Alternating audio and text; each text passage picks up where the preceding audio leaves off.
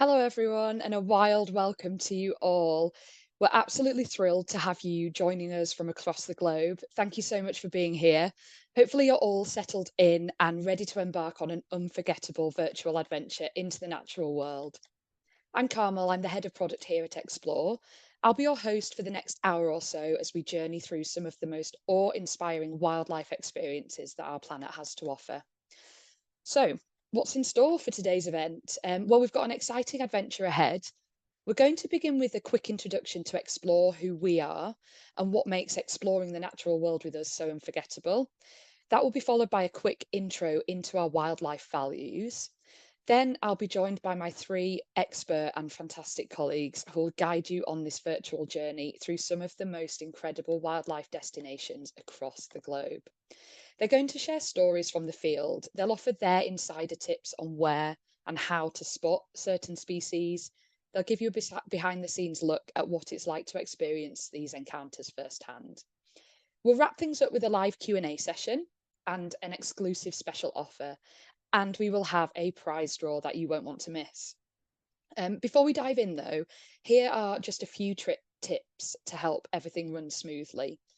So you'll have noticed that everyone's automatically on mute, but we'd love for you to get involved using the chat and the Q&A features. And I can see that people are already telling us where they're based, where they're going, where they've been. It's really great to see. In the chat, let us know which animal is on your top of your viewing list. If you've travelled with us before, or if you've been on any of our wildlife adventures, we really love hearing from you. If you do have any questions, please don't put them into the chat section. Instead, use the Q&A section. We have a team of experts here that are ready to answer as we go, and we'll save some questions as well for the live Q&A session at the end. If you do need to step away or if you miss anything, don't worry. We are recording today's event. You'll get an email later this week with a link to the recording, with a handy FAQ summary, and with all the details about the special offer. Before we head into the wild, this is a quick intro for those of you who might be new to us. So, some of you may already know as well, but for anyone who's just discovering Explore, then welcome. Here we offer over 350 small adventure groups across more than 100 incredible countries. We offer classic discovery tours and walking holidays. We offer wildlife safaris, rainforest treks.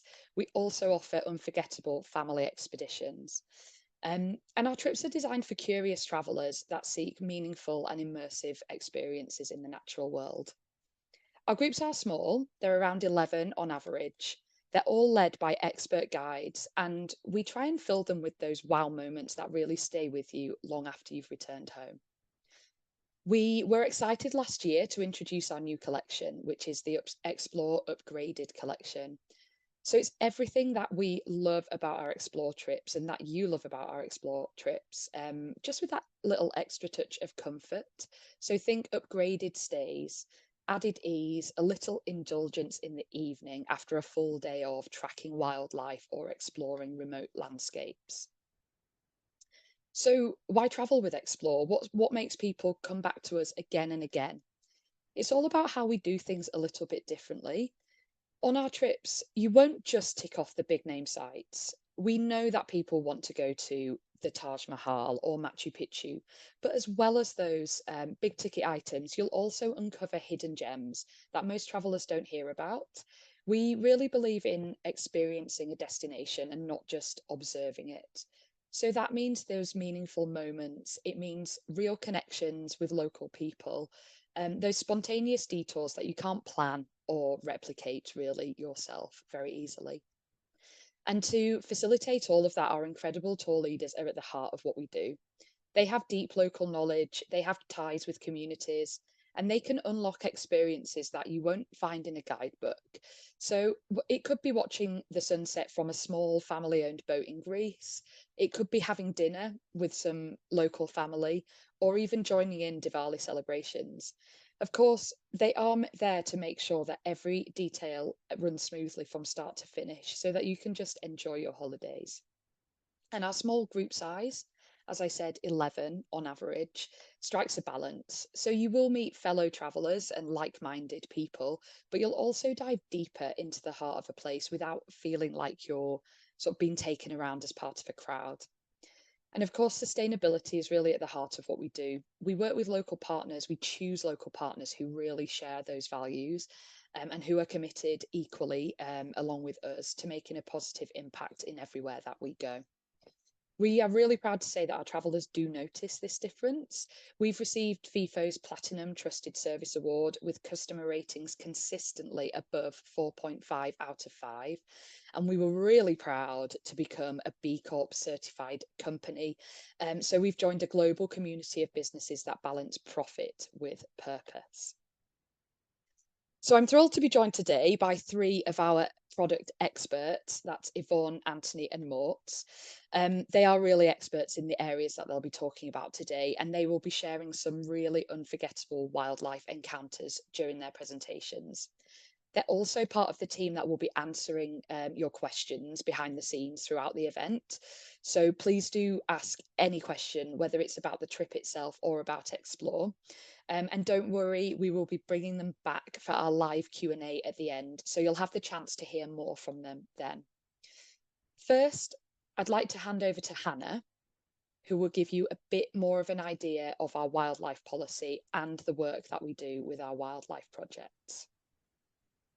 Thanks, Carmel. Hi, everyone. So I'm Hannah. I'm Explore's sustainability specialist, and I love wildlife. So I'm really excited to hear the product team chat today. Something that's really important to us at Explore is ensuring we travel responsibly and that we take steps to protect the wildlife we visit on tour. And we sum up our approach with this statement: we want wildlife to be wild and nature to be natural, because we know that everyone has a better experience when we give wildlife the space to act naturally. We have an animal protection policy with guidelines that all of our tour leaders follow.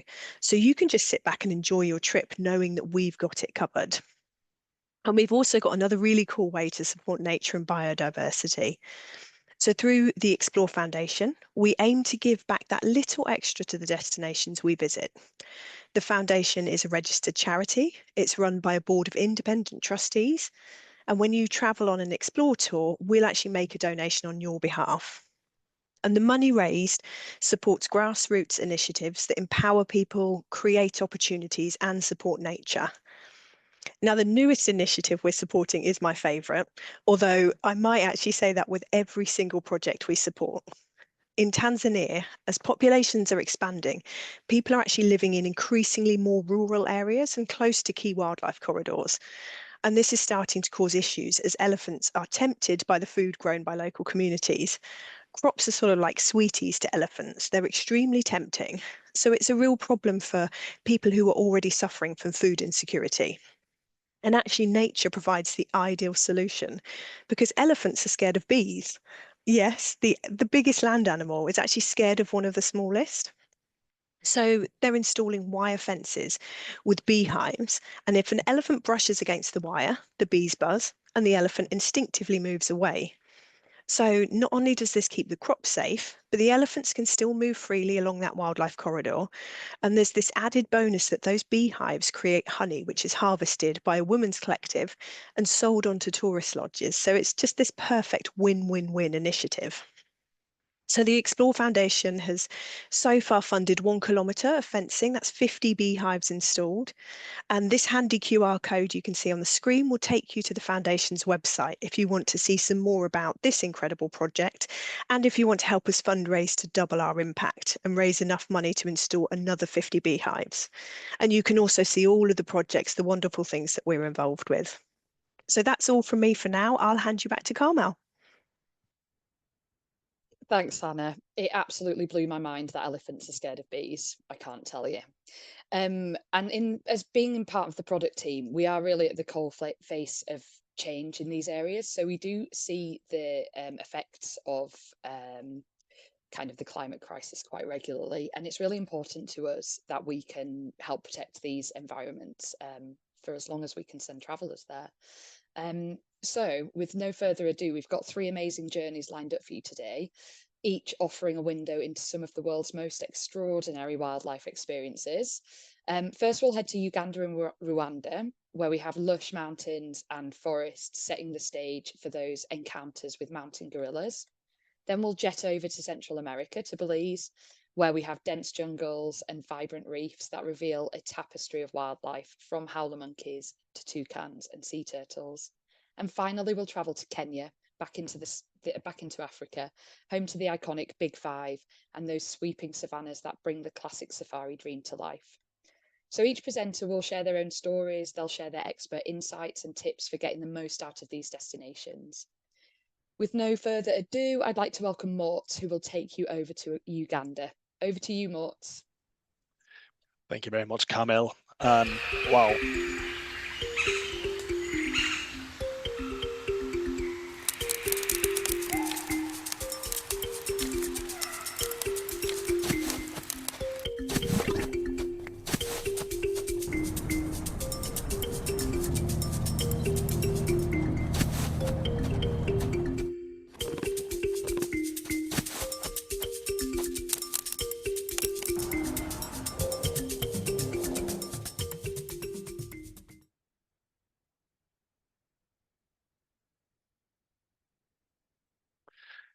Thank you very much, Carmel. Yes, my name is Mort, and I've got the pleasure of talking you through the Uganda and Rwanda Gorilla Discovery Tour. And I think before we get into the nitty-gritty parts of this wildlife tour, I would like to just quickly start by outline the route this amazing tour is taking, obviously visiting two incredible countries. So if I can, next slide, please. Thank you. So the tour begins in Entebbe, which is just at the outskirts of Kampala, on the edge of Lake Victoria. It's one of the largest freshwater lakes in the world, and we spent one night there to ensure that everyone that travels interstate or internationally can catch up on that first day. After a night in Entebbe, we move down towards Lake Muburo, who is which is the smallest national park in Uganda. But what it lacks in size, it more than makes up for when it comes to wildlife and biodiversity. From Lake Muboro, we head deeper into the country. We head into the hills to reach the ancient rainforest of Bwindi, which is like a fauna-rich dense forest, which currently hosts around 40% of the world's remaining mountain gorillas. Bwindi is also a UNESCO heritage site. And obviously, the gorillas are part of the star of the show. But after the gorilla trek, we cross overland into Rwanda, which to many is known as the land of 1,000 hills, where we'll once again tie our hiking boots. We'll search for the endangered golden monkey within the Volcanoes National Park. The tour wraps up in the capital city Kigali in Rwanda, where we'll visit a few historical sites, and there will also be plenty of time to visit a few local African markets. But let's look at all these parts in slightly more detail. Next slide, please. Thank you. So, as I mentioned before, Lake Muboro, which is the first taste of Uganda's wildlife, starts on day 2. The national park is located approximately 280 kilometers from our starting point in Kampala. However, including breaks, stops, etc., it can easily be a drive of 5 to 6 hours. It's really important to remember this is often due to congestion, potholes, general conditions of the road. So when it comes to expectations, it's really important to remember that although we try to cram a lot in on this tour, it's not a high-paced tour, and although we have a few longer drives, we still have a few down days as well to balance it all out. We will spend 2 days or 2 nights inside the park itself. We'll be going on a number of game drives, 2 game drives in vehicles, specially designed safari vehicles, so they're open-sighted, so you can maximize the game viewing. And then we will also, considering the fact it's called Lake Muboro, we will also go on the lake on a boat safari to get a slightly different perspective on the wildlife. Obviously, the park itself sports lots of wildlife, including eland, zebras, antelopes, water bucks, giraffes, as you see in the photo here. In fact, it is one of only 2 parks in Uganda that has zebra. It does not have any big lions. It does not have any elephants. So with that in mind, we will also, on the second day, go out on a game walk. So a safari on foot, flat ground, bushy flat ground, none of the big cats. So perfectly safe, assisted and escorted by an armed ranger. For anyone who's interested in birding, Lake Mabora is also home to over 350 different species of bird, including, as we have here, we've got the kingfish on the picture here, lots of hornbills, and more than 20 different species of eagle. And of course, the national bird of Uganda as well, the grey-crowned crane. And you'll be able to spot the wildlife from your vehicles, from your boat, but obviously also when you go out on foot. The park does have a few leopards, so we will on the first night go out on a night drive. It is, as the term explains, it is a game drive in the dark. See if we can spot this elusive animal. Next slide, please. Fantastic. So before we move on to, I guess, the start of the show, the gorillas, I want just to spend half a minute or so just talking about these incredible people who make all this happen. So as Kamel said, we have our tour leaders who really facilitate everything from the start to the finish point. However, the gorilla journey or the gorilla trek we will be doing here is a combination of a lot of people that kind of makes it happen. We have the guides, the rangers, we have trackers who spend day and night out in the bushes, tracking and monitoring the gorillas 24/7. And we also have, as you'll be able to see on the bottom left photo here, we also have a number of porters who will be able to step in and help everyone making their way through this particular track. Quite often you'll have 2 to 3 trackers per group. You'll have 1 to 2 armed rangers or guides. I'm not really sure why they're armed, to be honest, because there's nothing other than gorillas in the area, and gorillas are within the mountain gorilla family, not a threat to human or the other way around. But just a bit of a guideline here to kind of give you a bit of an idea of the group size. No group size in the hills will be over 8. So that is 8 paying customers, guests, clients, whatever you decide to call it here. And then on top of that, you have the local staff. Quite often, many of these staff members are ex-poachers who's obviously found a new path through tourism. And as you'll hear in a minute, although the trek might be difficult, it might be uphill on muddy paths. Sorry, there will obviously always be a number of helpers at site to make the experience much more beneficial for everyone involved. However, without further ado, let's talk about the big guys. Next slide, please. Fantastic.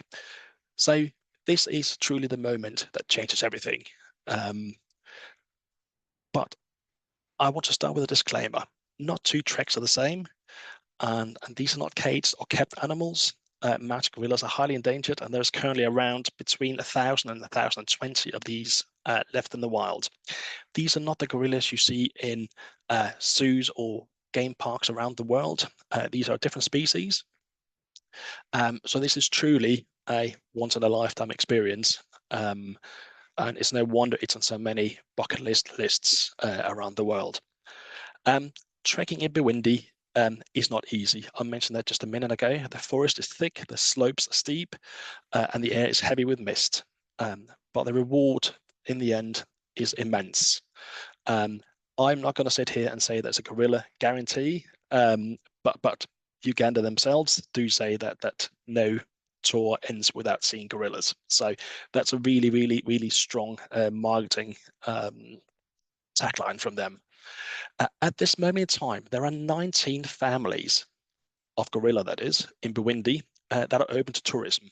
There are a few more that are habituated further up in the mountains.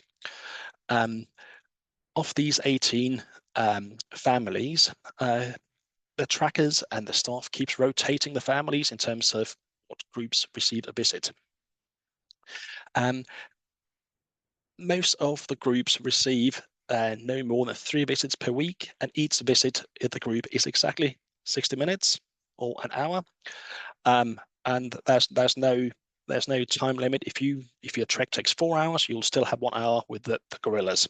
They don't reduce that. I mentioned that the trek can vary in distance, vary in degree of difficulty. As your day starts in the morning on the trekking day, you will be met at the gates. You will have assigned your ranger, and you will then be taken on a vehicle to the start of your trek.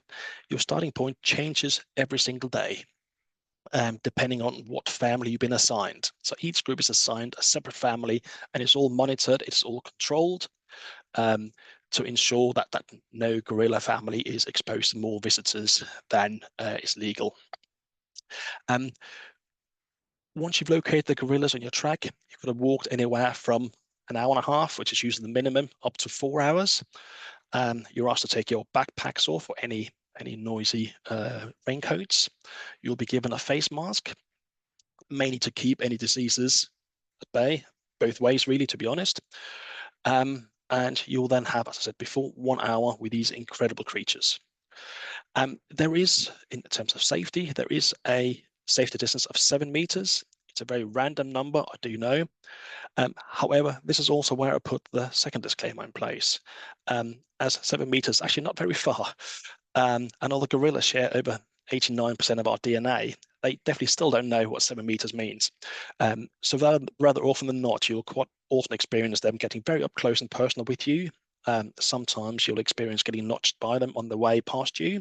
This is perfectly normal, and it happens to most groups up on the mountain. So it is a daily occurrence, and there's nothing to be scared about. The return walk is down to the same road junction whether you were dropped off, and you'll then be taken back to your hotel or your lodge. So hopefully that will be left you with a fantastic experience that day. This is going to be a hard one to follow. So if I can get the next slide, please. So I'm trying to play the cute card here. Obviously, it's impossible to top the gorilla trekking. However, I just really want to get the message out here that although the gorillas are the main attraction here, I feel I would do this tour injustice if I didn't share this with you. Once you've crossed into Rwanda, you will stay in just outside Volcanoes National Park, one of the largest national parks in Rwanda, and you will go on another foot trek. Not a lot of people know about golden monkeys, or definitely haven't heard about them. Might have seen the picture of them, but there is less than 4,000 left in the wild, and they're endemic to this particular forest. So again, your walk will only be 2 to 4 hours, so slightly less challenging as well than the gorilla trek. But as with the gorilla trek, this is equally as rewarding and really, really highly recommended. Again, you'll be led by porters, you'll be led by rangers, and like everything else in nature, obviously, this one here is very territorial. So they more or less know exactly what forest they'll be in, but the walk-in is what takes the time here. This particular tour, as I mentioned just a moment ago, obviously travels all the way through Uganda, and once we leave Uganda and travel into Volcanoes National Park, which is where this particular trek is, from there we move on to Kigali, which is the capital city of Rwanda. Rwanda has had a bit of a dark history through the years, and although this journey doesn't end high with wildlife, I want to kind of bring it slightly back to reality again. You know, I went to Rwanda in in October last year, and was absolutely blown away. It's one of the most progressive capitals I've been in. It's recently been named the cleanest capital of the world. I'm not sure what Singapore says about that, but it's a fact. And it's the world's third safest in the world as well. So that's a great pub quiz answer there. It does, as I said before, carry a bit of a heavy history. I'm sure we all heard or read or been told about the genocide in 1994, where over 1 million people lost their lives in just 100 days. However, Rwanda has somehow managed to really come out on top. To use a phrase that might not necessarily make it do justice. They've created the most incredible museum. It's beautifully presented. We will have 3 to 4 hours at the museum really exploring and getting under the skin about this violent past, and really seeing how far they've made it over the last 30 years. It's truly moving, but you've learned not just about what happened, but also about how Rwanda really rebuilt itself. Uh, whilst you are in Rwanda's capital, Kigali, you will also have time to go and visit a few markets.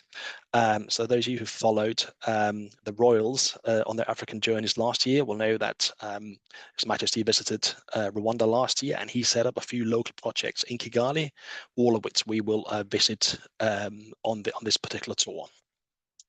Can I please have the next slide, please? Should be the last one. Fantastic. I can see my time is almost up. So a bit of a recap. This is a tour, as we said before. It's 10 days covering a lot of wildlife and a bit of down-to-earth reality once you get into Rwanda and Kigali again. We do offer this tour from the start of the year. We have a bit of a break from March until June, and then we start again in July and October. I would say, with that in mind, that in September, October, there are the chances that it might be a little wet. Gorilla trekking, golden monkey trekking happens all year round. So it might be slightly wetter, it might be slightly more slippery, but the trekking will still go ahead. It's just important to bear that in mind. As you can see on the slide here as well, we are staying in some really decent accommodation as well. We try wherever we can to stay in sustainable, locally owned properties. And in particular, when we're doing the gorilla trek, we're staying in a fully community-owned, sustainable lodge in the middle of the forest. That was all from me. Hopefully that's been inspiring, and hopefully we will all want to go to Uganda and Rwanda now. And I am really proud to present the next presenter. He's my colleague Yvonne. Yvonne, over to you.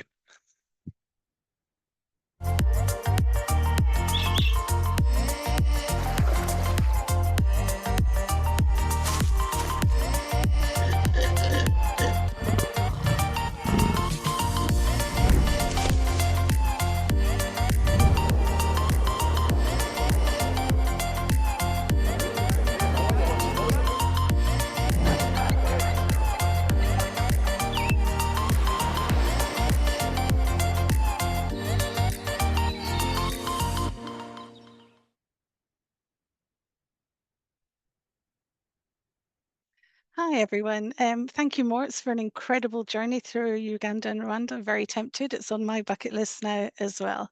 I have the great opportunity now to talk you through a little bit about our wildlife adventures in Belize and Guatemala. I was lucky enough to be a tour leader for Explore prior to coming to the office, and I actually worked in Central America for 12 years. So I spent a good proportion of my life in the dwellings of these wonderful, wonderful animals. Just a couple of facts about Belize itself, which make it quite stand out quite a bit. It is the only English-speaking country in Central America due to its history. Of course, the British settled there rather than the Spanish, who settled everywhere else. But there's a couple of quirky little facts about Belize, which I find really interesting. I would say there are no skyscrapers in Belize, but that wouldn't surprise us as it's in the Caribbean. But what I find quite fascinating is the fact that the largest man-made building in Belize was built over 1,000 years ago by the Mayas. It's actually the Sky Palace in Caracol. So that's the largest building in Belize today, built in history. Also, Belize is in the Guinness Book of Records. It has the longest and narrowest, the narrowest main street. That's what it's registered, and that's in Placencia. So it's only just over a metre wide enough for a golf cart, and it is about I think it is a kilometre long. So you'll have the opportunity to walk on the widest main street in the Guinness Book of Records as well. To talk you a little bit through the trip itself, it would be really hard to get lost in Belize. Belize is a small island, it's a small country, it's the size of Wales. As you can see on the map here, it's long and thin, it's 180 miles long and it is only 60 miles wide. The reason I say it's hard to get lost is because there's three main highways. There's the Northern Highway, the Western Highway, and the Southern Highway is very straightforward. And any other roads sort of jut off of those three main highways. On this trip, we're going to be on all three of them. We're going to first start our adventure by heading north into the northern wetlands, where we'll be staying at Crooked Tree Wildlife Sanctuary. There we'll have some amazing birding opportunities, and also we'll be going on river boats out to the jungle and visit Lamanai, as well as Altunha, two of the Mayan archaeological sites. Heading back south, we'll head to the baboon sanctuary. The baboon's actually the local name for the black howler monkey. And then heading south on the Southern Highway down to the beautiful Caribbean coast at Placencia. From there, you'll have the opportunity to go out and explore the reef. Heading back up, we will visit the Coxcomb Jaguar Sanctuary before heading inland on the Western Highway out to San Ignacio, from where we will enter Guatemala for a couple of nights to visit the metropolis, the Mayan metropolis of Tikal, before heading back and then heading out to stay on the Coral Keys themselves. So we're covering pretty much the whole expanse of the country, going to see some incredible mine sites, some amazing viewing on the Barrier Reef, and some awesome, awesome wildlife spotting opportunities. So I always like to touch on the 6 things that I've got 6 highlights of Belize. A lot of history, the Mayan history, which I'll talk to you about in a little bit. But really, the reason for this is the wildlife. It's under the water, it's on the land, and it's in the air. There's such incredible opportunities for wildlife spotting in Belize. I've also got another highlight, which is the same highlight for many people, I'm sure, on their travels, was the food. I always remember the food in Belize. There is such a diverse, different types of cooking in Belize, and it's just incredible. And finally, what is really the top highlight, which are our tour leaders.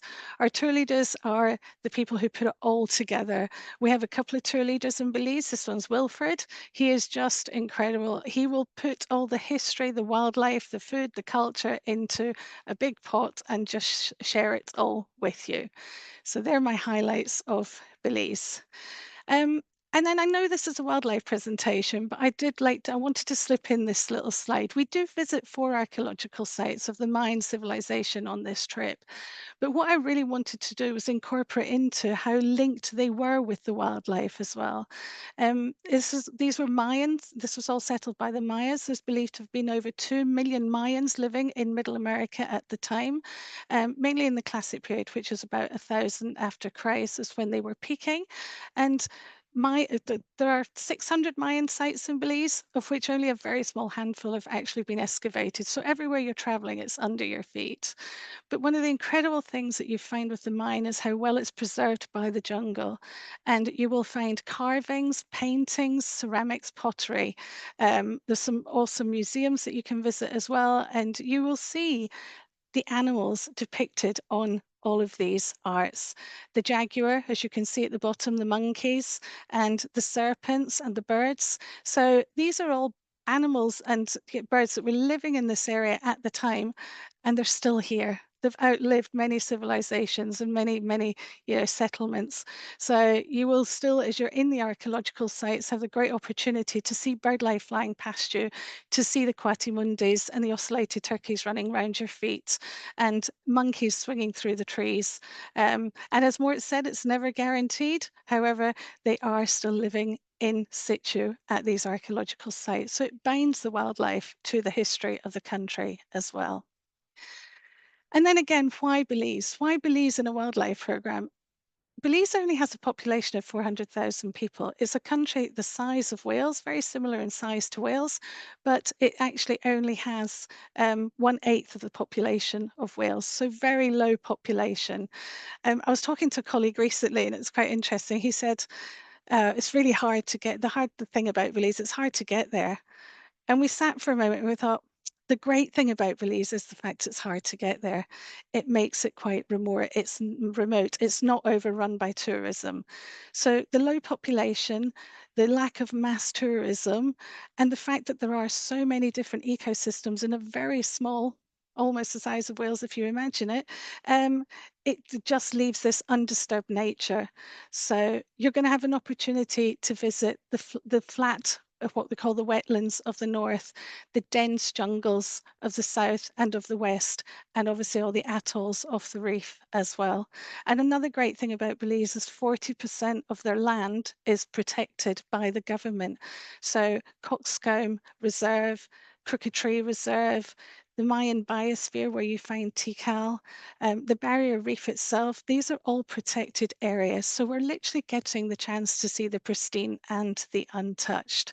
So this is, you know, an opportunity to see wildlife in situ in, as I say, untouched environment.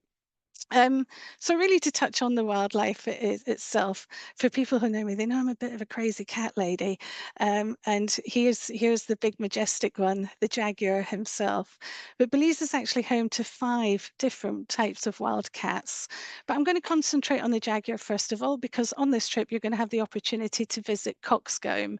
Now, Coxcomb Sanctuary was set up in the 1990s, and it is the only preserve in the world today that it's been set up to protect the jaguar. The jaguar is the largest cat of the Americas, but the 3rd largest in the world after the lion and the tiger. Majestic animal. And the greatly, thankfully, due to the protection that they have in Belize, there's over 800 currently living in Belize, of which 200 individuals are believed to be located inside Coxcomb Sanctuary itself as well. But it's not only the big one, the big jaguar here. There's also 4 other wonderful cats living in Belize as well. So you've got the puma, which is often referred to as the mountain lion as well, which is roaming around out there. But there's also 3 smaller, beautiful wild cats, which is the margay, the jaguarundi, and the ocelots, which are also quite prolific around some of the archaeological zones as well. There's 145 different mammals on land and under the sea in Belize, so I'm just naming but a few that you will hopefully have an opportunity to go out and explore and look for. A couple that I've also got on this slide is the Baird's tapir. They often refer to him as the mountain cow. He also occasionally roams around the archaeological sites. He's the national animal of Belize. And down in the south is it's one of the smaller mammals, which is the kinkajou. He's often referred to as the night walker, because he roams at night as well. So these are just a few examples of the land mammals that you'll hopefully get an opportunity to see. And then we go up into the air. Belize, again, absolutely incredible opportunities here. Over 600 species of birds in Belize. And out of those 600 species, 80% of them are actually native to Belize. Only 20% of them are migratory. If birding is your thing, really the best months to see both the migratory and the resident birds is from around, well, the winter, which is our winter, which is November through to April, where you've got them coming south for the warmer climates. Again, having 600 species, I could spend all day naming them, but here's but a few. Again, the great thing about Belize is you have the jungle birds, you have the flat wetland birds, the waders, you have the coastal birds as well, the frigate birds, and the pelicans. So all the different ecosystem that Belize produces, you get all these different varieties as well. On here, you've got the keel-billed toucan, who is the national bird of Belize. And also up in the corner is the Jabiru stork, the largest bird in Belize, an incredible figure, 1.5 meters tall with a wingspan of over 3 meters. So whoa, to see him flying through the air above you. And then the final ecosystem that I'm quickly run through is obviously the barrier reef itself. The Belize Barrier Reef actually runs all the way from Cancun all the way down to Honduras. It's over 600 miles in total, of which 180 miles is the length of the Belize section of it. It runs just offshore, but it is also surrounded by what we call 450 different atolls, which are small coral islands, some of which are inhabited and some of which are not. The Belize Reef is now UNESCO protected site. It believes to be home to over 100 different types of corals, both soft and hard corals as well. But of course, with the reef comes the beautiful wildlife as well. And this is where they have over 500 different tropical fish. I could go through all the Nemos and the angelfish and everything that you found here. But these are the guys that I really wanted to pull in a little bit as well, are the rays. the spotted eagle ray, an incredible sighting if you get the opportunity. But there's also the stingrays, the southern stingrays out there as well. Quite a common sighting is the nurse shark down at the bottom. But then the one that I love here is the manatee himself. So there's only 3 colonies of manatees around, 3 types of manatees around the world. The ones that we have in Belize are the West Indian manatee, and also further out you have the Amazonian manatee and the African manatee as well. There's believed to still be 1,000 of them. They're very protected in Belize, unfortunately. They do just float around and mope around a bit, so boats have to be very careful in the areas where they're traveling. So if there are any manatee excursions, you have to be very careful for them. But it's not just these. There's turtles, there's the loggerheads, the green turtles, the hawksbill turtles, dolphins, if you're lucky to see the spinner dolphins as well. And just so much, so much marine, I'm getting so excited, so much marine wildlife to be seen. I was very lucky, I was quite young when I first went to Belize. This was my first snorkel experience, and it still stays there as the best snorkeling experiences ever. So in Belize, you have many opportunities for seeing on the land, in the air, under the sea, a huge array of diverse wildlife on the trip as well. Finally, just a couple of slides on where we stay. So we stay in what are middle range hotels. So what we'd consider 3-star hotels. There's a couple, for example, here. Up in the top corner with the lovely blue sky is Placencia. That's our accommodation, the Sea Spray Hotel. And then below that is La Isla Resort on Key Cocker, where we stay out on the Keys. And then the other 2 photos are of the Jungle Lodge in Tikal. So comfortable twin rooms. Some of them have swimming pools.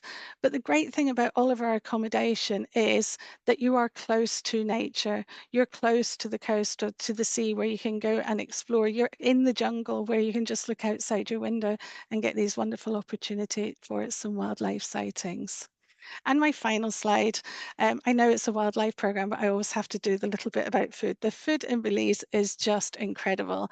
Due to its history and all the diverse cultures with influences from the Caribbean, from Mexico, and obviously the actual natural products they have there, the tropical fruit and everything, the food is so fresh and tasty. Up in the corner of Fry Jacks, which is a local breakfast. I don't need to talk about calories, but it is incredible. And also panades, which are like small meat patties with cheese on top, and then conch fritters. Obviously, a lot of seafood in Belize for those who eat fish. And then my final picture is really a sundowners with wildlife and a wonderful rum punch to see it all to the end. So it's a 13-day trip, of which 8 nights in a comfortable hotel and 4 in lodges. You can go to Belize all year round. It is what I call eternal spring, a little bit warmer than our spring. However, there is a little bit of a rainy season around August and September. But we also, if you also wanted to explore a little bit further, we have a great trip, MXY, which is Contrasts of Mexico, which is a 3-weeker, which takes in Belize, but also Guatemala, Mexico, and the Yucatan. And we also have a fantastic family itinerary that could take you to Belize. So I hope I've sort of give you a little bit of temptation for some of the wonderful diverse wildlife we have in Belize. And now I'm going to hand you over to my colleague Anthony, who is going to take you on a very exciting adventure through Kenya. Thank you.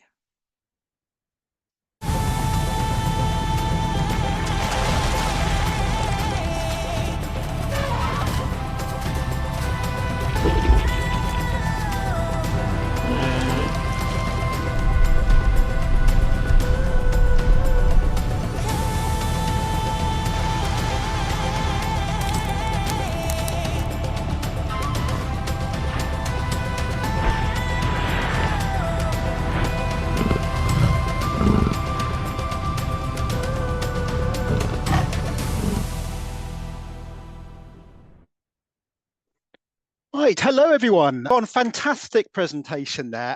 Yvonne told me the other day that she'd been over to Belize. I think it's something like 100 times before.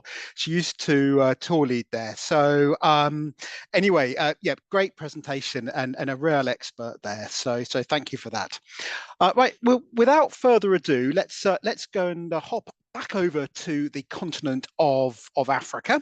and we'll have a rundown of our final trip tonight, which is our highlights of Kenya and Tsavo.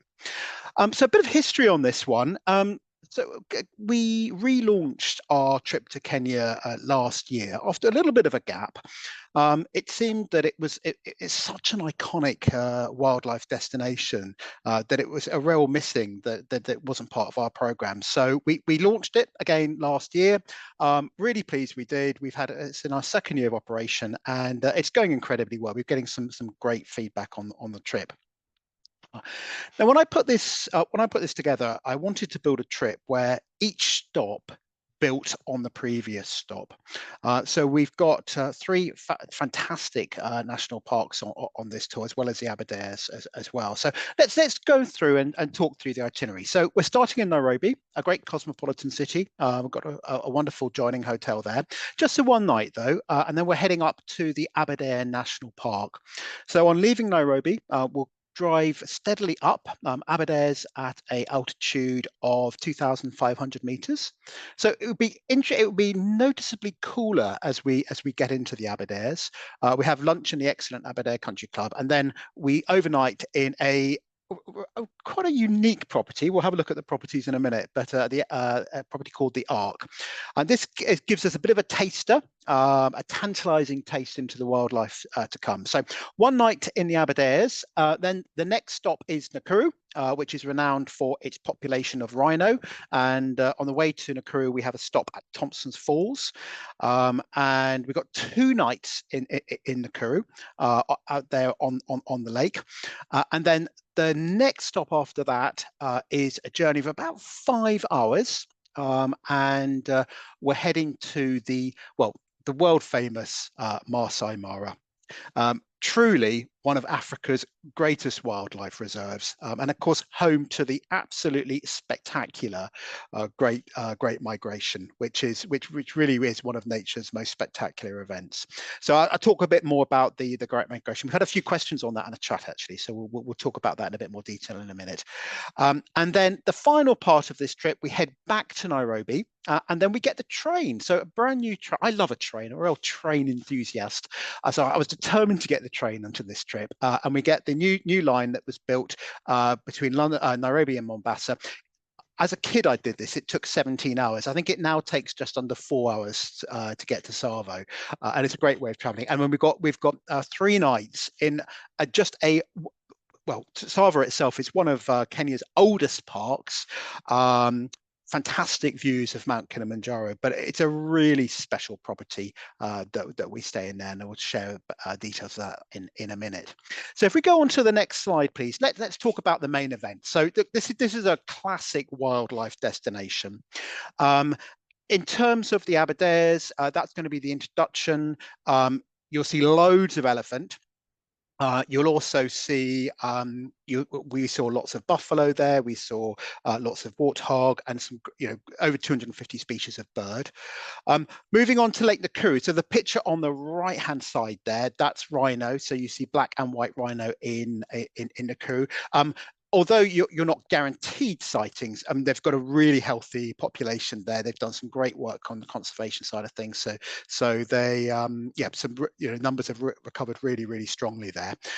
So you're certainly, very, very good chance of seeing rhino.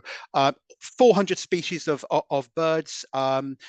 It's known for its flamingos. I have to say the flamingos, you're not guaranteed to see flamingos. The numbers there have been in decline, partly as a result of the change in alkalinity in the lake, and they flock between the different lakes, Bogoria, Elementaita, and Naivasha, and Nakuru. But there's you've got a reasonable chance of seeing a flamingo, but lots of pelican. We saw hundreds and hundreds of massive flocks of pelicans, fish eagles, and kingfishers there as well. So some great highlights in Nakuru. Of course, when it comes to the Maasai Mara, this is I think from a wildlife perspective the main event. And we've had some really good questions about the Great Migration, so let's just talk about that now.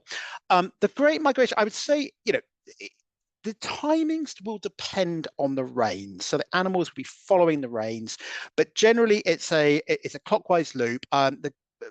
wildebeest, zebra, the sort of bulk of the the great migratory herds will enter from the Serengeti in Tanzania. They'll cross the Mara River probably around the end of July, and they'll head back southwards some point in October. Again, it depends on the rain. So, to see the huge, great density of herds that you see in the Mara Plains, really you're looking at, I would say, August, September time is the ideal time, and the best time to see the predators interactions would be around that time. But any time from end of July through to October, with August, I think August, September, the best months there. But I went in June and had a fantastic experience, saw absolutely loads and loads of wildlife. And of course, the other great benefit of going then, it wasn't nearly so busy. So if you want a quieter experience, that's a good time to go as well. Mara, in terms of the you've got the great wide open plains, the wonderful expansive savannas as well. So it really is a very scenic part. And Tsavo equally as scenic, very different. So much more arid. You've got the big lava flows there as well, which have solidified. It's a really interesting mixture of savanna and much drier. Lots of elephant, lion down there, and wonderful for bird life as well. So very varied in terms of the wildlife on this trip. So let's move in onto the next trip, next page there. So we've recently upgraded this trip. So we launched it last year, and we've changed a couple of the properties since then. We start off in Nairobi, a really nice cosmopolitan, quite a modern hotel, an ideal hotel really to start the trip in terms, it's got great facilities, a nice swimming pool. Then we head up to the Ark. So this is the second night. I really like this property. It's probably not the grandest property, but it's quite quirky. So you've got 4 levels, or decks as they're called, and you've got the viewing platforms there. And it's slightly unique in that you don't go to the animals come to you, or rather they actually come to this water hole. So you get there at about 3 o'clock in the afternoon. There's a couple of briefings that they do. There's some interesting talks which you can listen to, and then you can retire to one of the viewing galleries, and you can see the elephants come through. Loads of great elephant sightings here, and we saw, buffalo as well. We saw waterbuck, and we saw some fantastic bird life as well. And slightly quirky, but we at night, if you don't want to miss the wilder, because the flood, the water hole is floodlit, that they've got this bell system. So 1 ring is an elephant, 2 rings is a rhino, and 3 rings for a leopard. Now you can turn that alarm off if you don't want to get woken up, but it's just something a bit fun, and it's a nice general introduction to the trip. The next, so then in the Nakuru and in the Mara, we use a property called the Sarova Lion Hill, and the Sarova Mara Camp. And these are absolutely beautiful properties. Actually, if we can just go back one slide. So the picture on the right there, that's the property that we're staying in the Mara. And then if we can go on to the next slide, please. And then the top right, these are the tents. So we're in, chalets in Nakuru, and these beautiful tents. So when I'm talking tents, these are not the sort of tents, camping holidays that I did and still do with my kids. These are absolutely fantastic. They're opulent tents with double beds, really comfy beds, opulent bathrooms. They're air conditioned. They really are incredibly comfortable. And so 2 fantastic properties there. But I just wanted to dwell on the other pictures on this slide, which is a property called Kalipo Hills. Really special place in Tsavo. It really feels, at the moment you get there, it feels home from home. You can help yourself to drinks. the food there is a real event. So all the meals are home cooked. They're all cooked to order using fresh ingredients, which is all locally produced. You can eat wherever you want. So you can either private dining by your tent if you wanted that, or you've got a picture on the bottom right here of the table all beautifully set out, overlooking the escarpment there as well. It really is quite a special place. And from here we go out and we do all the guided ranger walks, and really your 3 days are kind of crafted to exactly what you want to do. But very beautiful place. It's very small, so I think there's only got 8 or 9 tents, so there'll be hardly anybody there. You've got the place to yourself, and yeah, a very special place indeed. So moving on to the next slide. Look, I want to talk about the tour leaders. Now, I've just seen on the chat that Christine and Doug are on the call. Christine, Doug, nice, delighted that you joined us, and you'll recognise these two because, of course, these were the tour leaders on the first trip which we ran, which is Nicholas on the left and Juma on the right. Look, we've talked about it in Belize, we've talked about it in Rwanda and Uganda as well, but the Explore tour leaders really do make the trip. They're so passionate, they're so knowledgeable, and they really do bring the trip to life. So their patience, their expertise, I cannot rate these two highly enough. They were absolutely fantastic. They were so patient, just knowing when to stop, when to pause, let us absorb the amazing wildlife experience, and when to carry on. They just intuitively were in tune with the group in terms of what our own individual interests were. So cannot speak more highly enough of them, and the whole team in Kenya are absolutely fantastic. So moving to the next slide, I just want to talk about vehicles as well. Look, vehicles are important. You want to get the best possible safari experience, and you're going to need to make sure that you've got the vehicle to accommodate that. We use these converted Land Rovers, long wheelbase. It's maximum 6 seats, so there's plenty of room. They've got pop-up roofs, so when we're stopping to view wildlife, we can stand up using cameras, binoculars, take our photos, take our time. Really spacious vehicles. They've all got USB ports, so you could charge phones. They've got a fridge as well if you want to store drinks. The main point is everybody's got a window seat, so window seat guaranteed. And with the pop-up roof that you've got really fantastic optimal viewing. Slightly different vehicle that we've got in Kalipo, which is completely open top. So there's no roof on that one. That's even better viewing opportunities. So moving on to the next slide, so going slightly over time here. I just want to put this picture in because I love this picture, and B, I thought it's such a special place. Sundowners. So this is in Kalipo. This is a picture. Sundowners are a really important part of the safari experience. So we've gone off, we've had a wonderful day of exploring, of seeing some great wildlife interactions.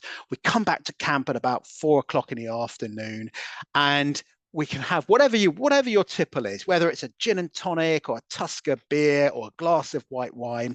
And I just want you for a second to join me in this spot here, and imagine you're sitting in that chair, looking out onto that sunset with a drink in hand. One of the things that we do is they do a leg of lamb, which is cooked over a fire. So get some vegetarian options as well, of course, and having a drink, having a little snack, looking at that sunset, just pure magic. So just to finish up with Kenya, fantastic destination.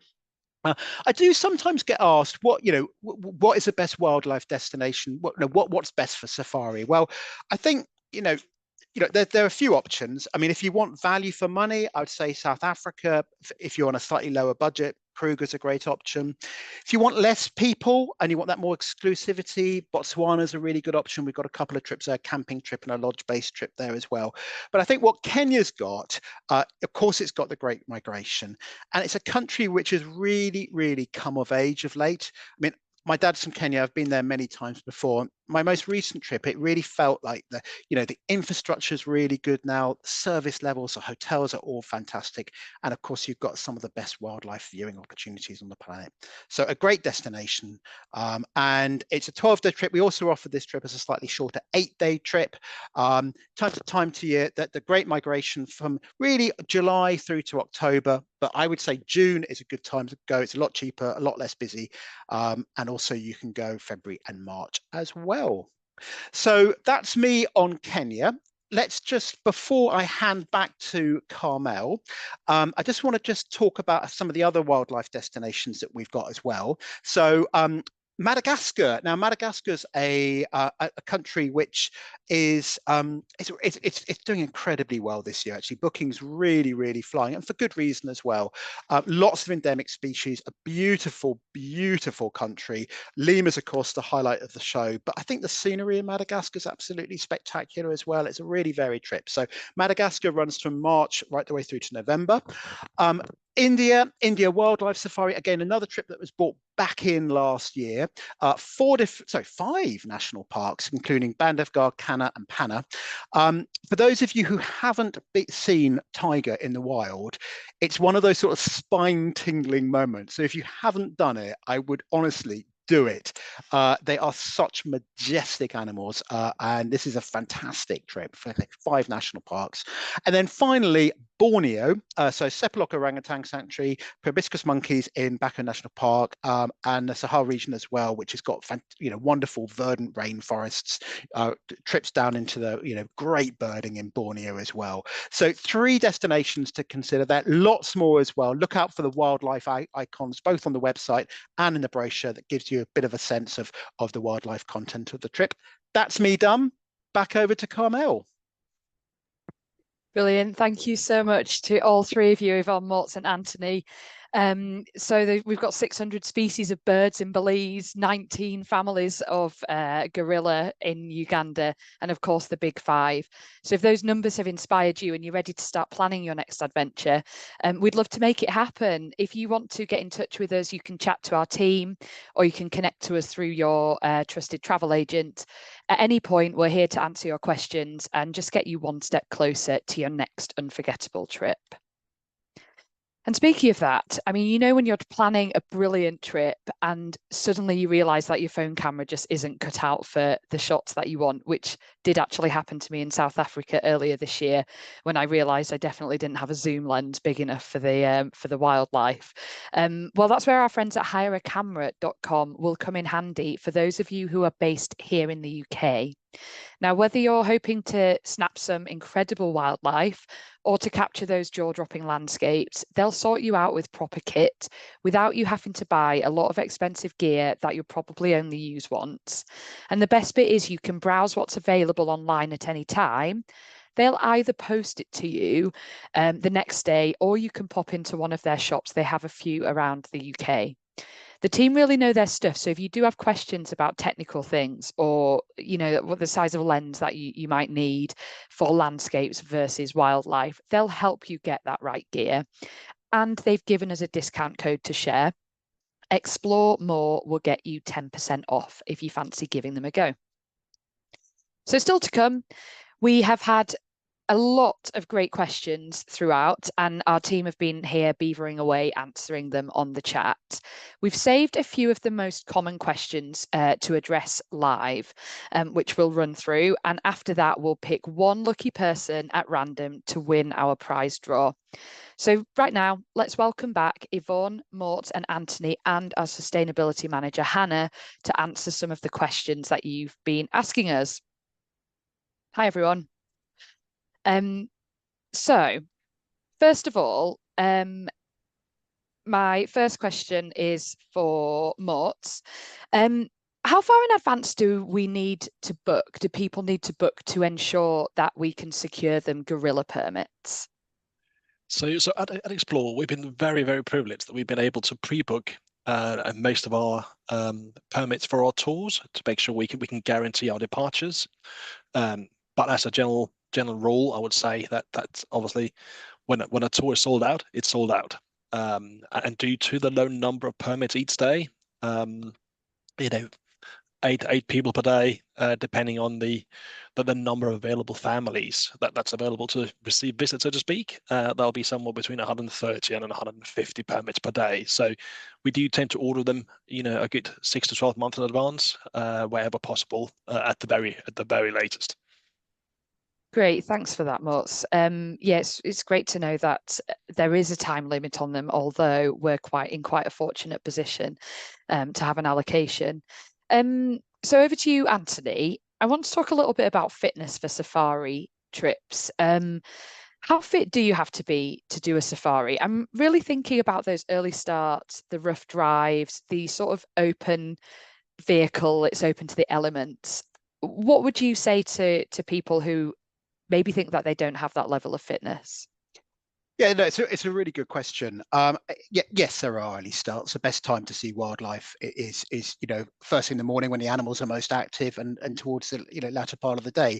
But in terms of fitness, really, actually, you don't require it's quite a sedentary activity. The big thing to focus, is getting in and out of the vehicle, and that's going to be probably the more challenging bit. Now in Kenya, we have the converted Land Cruisers, and they provide a stool for you to step up, so it's not too much of a step up. So in terms of so long as you're able to get, you've got enough mobility to get in the vehicle, move about the vehicle, then I think you'll be fine. Great, thanks for that, Anthony. I'll pass over to Yvonne now. We've had quite a few questions about swimming, Vonnie. So if people don't or can't swim, are there alternatives in Belize to the snorkeling that you can do on Key Corker? And just as a side question to the question, if you don't or can't swim, are the riverboat excursions, so the boat trip up to Lamanai, are they okay? Are they suitable for people who can't swim? Yeah, so the itinerary itself there's no included swimming, so you don't have to be able to swim to do any parts of the itinerary itself.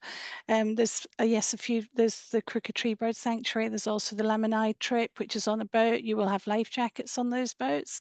So you're on a boat for most of those, and you can see the banks of the river. If you're a weak swimmer, I always recommend that you tell your tour leader as well if you do have any boat trips included on your trip. However, obviously, once you're in Placencia and on Key Corker, most would want to take the opportunity to get out to the reef. Our tour leaders are absolutely fantastic at assisting and helping weaker swimmers if you still want to maybe try to get in the water. You can snorkel from the water itself, so you can actually snorkel standing up and get some incredible fish around the coastal area without having to float out into deeper water. However, the main snorkel experiences are up at the Holchan Marine Reserve and out at Laughing Bird Key, where you can snorkel offshore as well. I would just, my recommendation is if you're a weak swimmer or can't swim, speak to your tour leader. They'll be able to talk you through it. You could wear a buoyancy aid. Someone can swim alongside you. You can have a swimming buddy. So you will have, I highly recommend it. Even if you're a little bit feared of the water, just try to get that opportunity and get someone to help you through it. It is an incredible experience. Yeah, I can totally echo that from my time in Belize. It's well worthwhile doing, but if you really don't want to, Key Corker is the perfect place to just relax. And to Hannah, we mentioned a few things about animal sanctuaries, particularly in Belize. And there was a question about how does Explore ensure that wildlife encounters, especially the sanctuaries, are really legit? Yeah, it's a really good question, and it's something we're very concerned about here because around the world there are very different wildlife standards. So it's really important for us to not just put our lens on it, but look at something with a bit more of an independent view. So we have a giant spreadsheet. It's really boring, but really useful of every single experience that we have on trips, which the product team make a note of. They compare their experiences that they want to put into trips to our guidelines, but we also have some really wonderful independent connections that we rely on for things like this, because something we might think, oh yeah, that sounds great, to a wildlife expert, they're like, no, that's not great, or yes, this is good. So we rely on a lovely charity called Wild Welfare a lot, and we'll send them questions. Customers might come back to us after a trip and say, you include this, but something's changed, we're not quite sure. Or conversely, we will find somewhere new and really exciting, and we'll just get an independent view from them. So we use the team here who are on the ground all the time, which is fantastic. That personal knowledge is great, and then we get someone a bit more independent to check it out and make sure we are doing what we say we're doing.